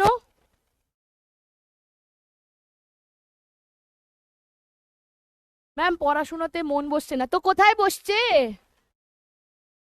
Investigation we need to do determine the cause of our fertility. Specific test করতে হবে, স্পার্ম কাউন্ট চেক করতে হয়, তারপরে ওভারির কন্ডিশন কিরম আছে দেখতে হয়, সেগুলো দেখে বুঝতে পারা যায়। ইনফার্টিলিটি ট্রিটমেন্ট এটা পরের দিন পড়াবো, ইনফার্টিলিটি ট্রিটমেন্ট কি আছে, ঠিক আছে? পিসিওডি হয় হচ্ছে পলিসিস্টিক ওভারিয়ান ডিসঅর্ডার, যেটার মধ্যে ওভারির মধ্যে ছোট ছোট সিস্ট ফর্ম করে যায়। এটা কিসের জন্য হয়? হরমোনাল ইমব্যালেন্সের জন্য হয়, যার জন্য অনেক প্রবলেম হতে পারে, যেমন বডি ওয়েট অনেক বাড়তে থাকে, ফেসিয়াল হেয়ার গ্রো করতে থাকে, মেয়েদের মানে ইনভলেন্টারি তারা হয়তো ডায়েট করছে, চেষ্টা করছে রোগা হওয়ার, steel body continuously insulin resistant হয়ে গেছে, বডি প্রচন্ড পরিমাণে ফুলে যাচ্ছে, ইররেগুলার পিরিয়ডস হচ্ছে, এগুলো হতে পারে, ঠিক আছে? আরে কত লাভ পেয়েছি আমি। ম্যাম এজের জন্য হলে তাকে ইনফার্টিলিটি হিসেবে ধরা হয়? ম্যাম আগে এর জন্য এটার কোয়েশ্চেনটা মানে বুঝতে পারছি না আমি, সাকিবুল কি বলছো? ম্যাম এজের জন্য হলে তাকে ইনফার্টিলিটি হিসেবে ধরা হয়? এজের জন্য হলে না, ধরো বয়স যদি কারো 40 বা তার বেশি হয়ে গেছে, সে সময় তো স্বাভাবিকভাবে তার ওভাম বলো কি বলো, তার স্পার্ম বলো, তার কোয়ালিটিটা তো অনেকটা খারাপ হয়ে গেছে না, তো সেই জন্য হতে পারে ইনফার্টিলিটি। তো ঠিক টাইমে তার সে প্রসেস করেনি বলে প্রবলেম হয়েছে। ম্যাম একটা কোয়েশ্চেন ছিল, পুছো। অ্যাজুস্পার্মিয়াটা আপনি ভুল জায়গায় লিখেছেন, ওটা তো অ্যাস্থেনোজুস্পার্মিয়া। দেখো জুস্পার্মিয়া মানে মোটিলিটিটাকে বোঝায়, জুস্পার্মিয়া কথাটার মানে হলো মোটিলিটি, তাহলে অ্যাস্থেনোজুস্পার্মিয়া যে স্থান পরিবর্তন করতে পারছে না, এক জায়গায় রয়ে গেছে, তো মোটিলিটি প্রবলেম আছে, ঠিক আছে? আর মানে হচ্ছে অ্যাবসেন্ট, মানে মোটাইল স্পার্মরা অ্যাবসেন্ট কম হয়ে গেছে, ঠিক আছে? No sperm in the ejaculate, মানে অ্যাবসেন্ট, ঠিক আছে? আর অ্যাস্থেনো স্থান থেকে মনে রাখবে যে স্থান পরিবর্তন করতে পারছে না, কারণ মোটিলিটি অনেক কম হয়ে গেছে। ওকে রিক, ঠিক আছে? শুক্রাশয় তোর ইংলিশ টার্মটা বলে দিয়ে ওই লাইনটা এক্সপ্লেন করে দিন প্লিজ। কোনটা বলো তো? শুক্রাশয় থলি, শুক্রাশয় থলি মানে হচ্ছে স্ক্রোটাম, স্ক্রোটাম। কি হয় এখানে? বর্ধিত শিরা, মানে শিরা বেড়ে যায়, শিরা মানে হচ্ছে ব্লাড ভেসেলস গুলো বেড়ে যায়, সেটাকে ভেরিকোসেল বলা হয়, ঠিক আছে? আরে বাপরে কত লাভ পেয়ে গেলাম আমি। ডাউটটাকে রিফ্রেশ করব, ঠিক আছে? ডাউটই তো শেষ হয় না তোমাদের, আমি কি বলবো মেলদের হেয়ার লস হয় কেন? এটা আজকের দিনে এখনকার দিনে একটা বড় প্রবলেম ছেলেদের ক্ষেত্রে, যে ছেলেদের হেয়ার লস হয়ে যাচ্ছে, কারণ ওয়াই ক্রোমোজোম আস্তে আস্তে আস্তে আস্তে একটা ভিডিও আছে দেখবে আমার বেশ আমাদের চ্যানেলে, যে ওয়াই ক্রোমোজোম আস্তে আস্তে নষ্ট হয়ে যাওয়ার জায়গাতে আছে, তাই জন্য ছেলেদের ক্ষেত্রে হেয়ার লস বা বিভিন্ন ধরনের প্রবলেমস এখন দেখা যাচ্ছে। ঠিক আছে, তারপর ফুড হ্যাবিটটাও অনেকটা ম্যাটার করে। হ্যাঁ, পোল দেবো। কি করে মন বসানো যায় পড়ানোতে? পড়তে পড়তে পড়া শুরু করতে হবে ভালো করে, তবে চলো। অ্যামনিওসেন্টেসিস হলো একটি পদ্ধতি, এটা 2022-এ এসেছিল, যার সাহায্যে ভ্রূণের লিঙ্গ নির্ধারণ করা হয়, যার সাহায্যে ভ্রূণের যে কোনো ক্রোমোসোমী অসঙ্গতিকে নির্ধারণ করা যায়, যার সাহায্যে ভ্রূণে বংশগত রোগের সংশোধন করা হয়। চলো আনসার দিয়ে দাও। পোল। তাহলে পোল দিয়ে দিয়েছি। আমি একটু জল খাই, বুঝলে ম্যাম। আমি নিটের জন্য প্রিপারেশন নিচ্ছি, কিছু সাজেশন দেবে? যেগুলো পড়াচ্ছি সুন্দরভাবে সেগুলো পড়তে থাকো, যা যা পড়াচ্ছি একদম সুন্দরভাবে পড়তে থাকো, এনসিআরটি ডেলি রিডিং করতে থাকো, কোনো চাপ নেই, আর 11-এর রিভিশনটা করতে থাকো।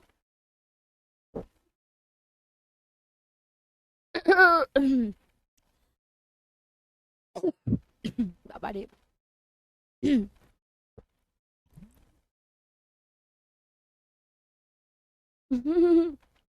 বলে অরিন্দম রিপিট দাম। তো অ্যামনিওসেন্টেসিস হলো একটি পদ্ধতি যার সাহায্যে ভ্রূণের যে কোনো ক্রোমোজোমী অসঙ্গতিকে নির্ধারণ করা যায়। এবার তোমরা বলবে যে ম্যাম ফার্স্টেরটাও তো করা যায়, কিন্তু এটা ব্যান্ড আছে না, এটাই তো মেন লক্ষ্য ছিল, তাই আমরা এটাকেই মার্ক করব। ঠিক আছে, 56।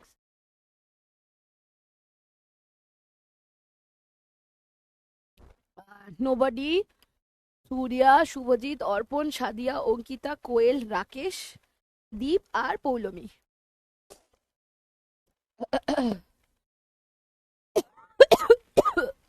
ভগবান, কি হয়েছে? যে পদ্ধতিতে জিনগত ত্রুটি নির্ণয়ের জন্য ভ্রূণের চারপাশে তরল ব্যবহৃত করা হয় তাকে কি বলা হয়? এগুলো সব টেস্ট পেপারে কোয়েশ্চেন তোমাদের, ঠিক আছে? লাস্ট একবার ডাউট, আবার ডাউট দেখবো। ম্যাম রিপিট না করলে আপনার সাথে আমার থাকবে না, সাথে কানেকশন একটা। আমি তো দেখতে পাচ্ছি না কি লিখছো অরিন্দম, কি হয়েছে? আহ,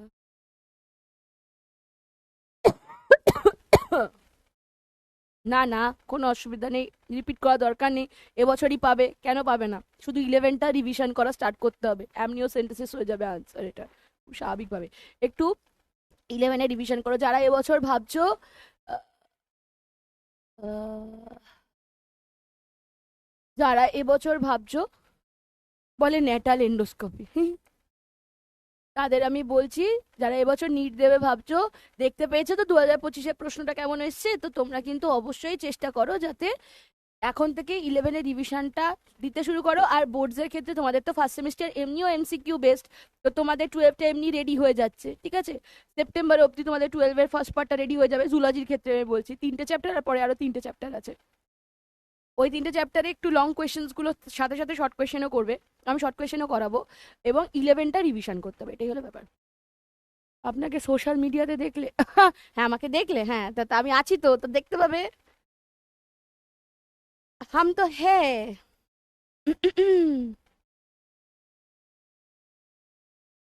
আচ্ছা, এখানে বোধহয় কিছু কিছু কোয়েশ্চেন্স হয়ে গেছে, বোধহয় রিপিটেড কোয়েশ্চেন্সই রয়েছে এখানে, ঠিক আছে?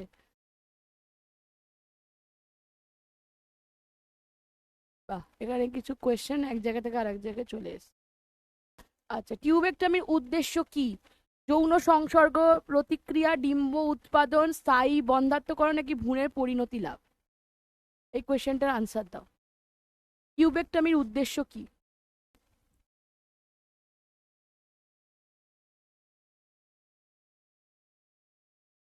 এই কোয়েশ্চেনটা, টিউবেক্টমির উদ্দেশ্য হলো, এটা বাদ দাও, এটা কি হয়েছে ভগবান জানে।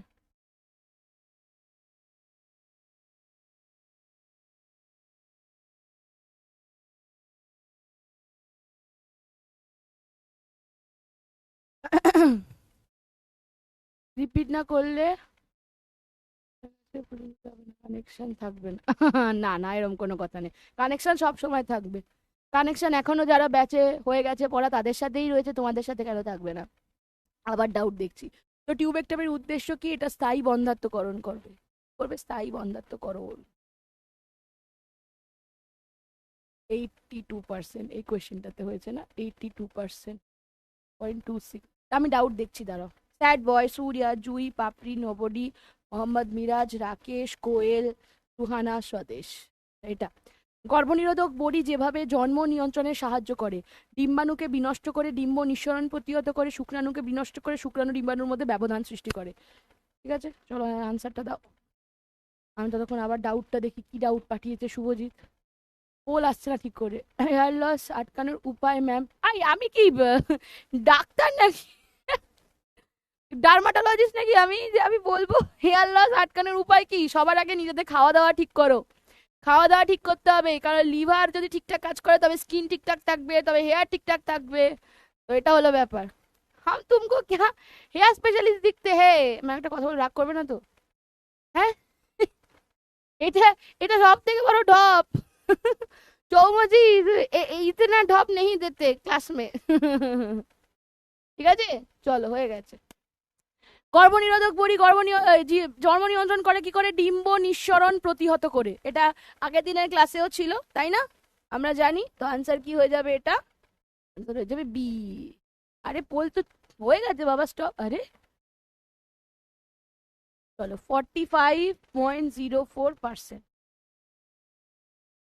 মিস্টার নোবডি, নো নেম, বাহ, আমি কিভাবে তাদের নাম দেবো এরকম করে? জিশান, সাকিবুল, সুরজিৎ, কোয়েল, সুহানা, আকাশ, কেজিএফ আর দীপ। নেক্সট আছে গর্ভনিরোধক বড়ির একটি অত্যাবশ্যকীয় উপাদান কি? চলো এটার আনসার করে দাও, তারপরে আমরা টাটা হয়ে যাব। আবার পরের সপ্তাহে দেখা হবে, আবার পরের সপ্তাহে দেখা হবে। ম্যাম আমার নামের ডাউট বক্সটা একবার দেখুন। এটা দেখেছো তো? এটা ডাউট ডাউট খেলে রোজ, কিরম ডাউট ডাউট খেলতে থাকে। কোথায় তোমার পোল দেবেন না? দিয়ে দিচ্ছি তো। ইরেকটাইল ডিসফাংশনের জন্য তো ইনফ্যাক্ট বললাম তো, ইরেকটাইল ডিসফাংশনের কথা বললাম না? আমি তো এমনি বললাম যে শিশ্ন বা পেনিসের ইরেকশন হয় না, যার জন্য ইনফার্টিলিটি হতে পারে, এটাকে ইম্পোটেন্সি বলে। ইম্পোটেন্সি। ঠিক আছে, ওকে। গর্ভনিরোধক বডি অত্যাবশ্যকীয় উপাদান কি হবে? অবশ্যই প্রজেস্টেরন হবে, এটা সবাই জানে, আশা করি সবাই জানে, তাই না? দেখি। মিস করো না, আমি তো রয়েছি। ভেরি গুড, 86.36% হয়েছে। আবার নো নেম, আবার নো বডি, সূর্যা, স্যাড বয়, সুমন, নবজ্যোতি, জুই, জামিল, রাকেশ আর কোয়েল। ঠিক আছে, ওকে। তো লিডার বোর্ডটা আমি একবার দেখে নিই। নাম্বার 1-এ আছে মিস্টার নো বডি, তারও নাম জানি না। তারপরে কোয়েল, তারপরে সুহানা, তারপরে অঙ্কিতা, অর্পণ, দীপ, শুভজিৎ, সুব্রত, সৌরভ আর রিজওয়ানা। তাহলে আরো কিছু কোয়েশ্চেন্স আছে, সেগুলোর আনসার তোমরা দিয়ে দেবে হোমওয়ার্কে। আচ্ছা আমি মার্কিং করে দিই, নাহলে প্রবলেম হতে পারে। তো এটা হচ্ছে 1 নম্বর কোয়েশ্চেন, 2 নম্বর কোয়েশ্চেন, 3 নম্বর কোয়েশ্চেন, 4, 5, 6। ও, এটা বোধহয় সেম কোয়েশ্চেনগুলোই হয়ে গেছে, তাই না? ঠিক আছে, অসুবিধা নেই আর একবার রিপিট করতে। 7, 8। ঠিক আছে, 9, 10, 11। 11টা কোয়েশ্চেন আছে। ঠিক আছে। তাহলে বলো আজকে আমাকে ব্রেন খুশ হুয়া কি নেই, একটু ভোট করে দাও, তারপরে আমি টাটা হয়ে যাব। ব্রেন খুশ হুয়া কি নেই, অনেক দিন পর এসছে। ব্রেন খুশ হুয়া কি নেই একবার বলে দাও আমাকে। কোথায় গেল ভোটটা, একবার দেখি। তোমাদের বোধহয় কোনো 3D নেই বোধহয় এখানে, না? দাঁড়াও দেখি তো, অ্যামনিওসেন্টেসিসের বা কিছু 3D আছে কিনা। তোমাদের ব্যাচে এলেই জানো তো এখানে ইয়েটা কাজ করে না। আমি 11-এ কতগুলো আজকে 3D দেখালাম, তোমাদের ব্যাচে এলেই জানি না কেন এটা কাজ করা বন্ধ করে দেয়। कुछ तो दुश्मनी है, पता लगाना पड़ेगा। না, নেই। ঠিক আছে, চলো অসুবিধা নেই, আমাকে একবার বলে দাও।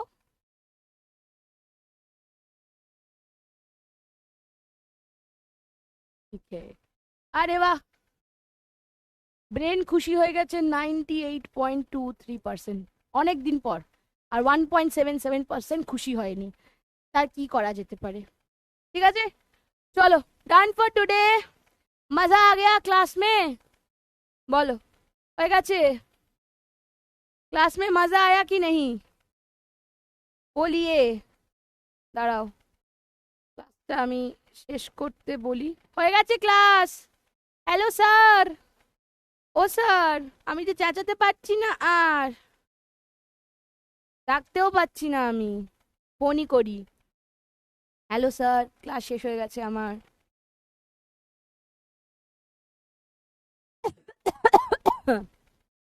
আবার ডাউট বক্স? আর ডাউট বক্স না, আর ডাউট বক্স না, হয়ে গেছে অনেক ডাউট। হে ভগবান, এ কি সব ডাউট বলছে। না, খুব বেশি ব্যয়বহুল হয় না, খুব বেশি ব্যয়বহুল হয় না। না।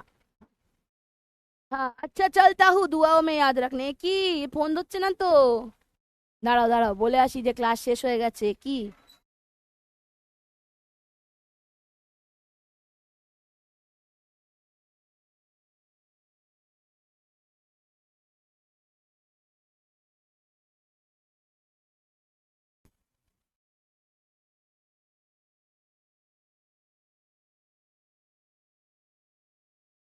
দাঁড়াও, যারা যারা আছে অপেক্ষা করছে তাদেরকে good night, bye bye, tata, দেখা হবে পরের সপ্তাহে। ঠিক আছে? ও হো হো হো, ম্যামের জন্য, ম্যামের তরফ থেকে হাট সবার জন্য, সবার জন্য। ঠিক আছে, আজকের ক্লাসটা আশা করি ভালো লেগেছে। চলো, দেখা হবে পরের উইকে। Tata, bye bye, good night, good night.